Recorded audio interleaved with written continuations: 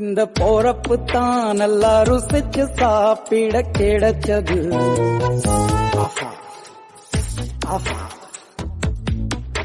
அத நினைச்சுத்தான் மனோ உலகம் முழுவதும் பருக்குது.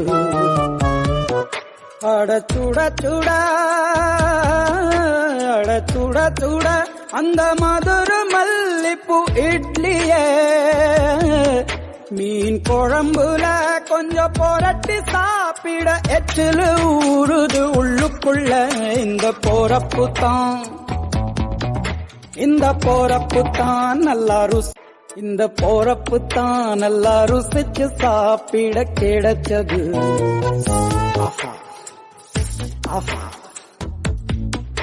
அத நினைச்சுத்தான் மனோ உலகம் முழுவதும்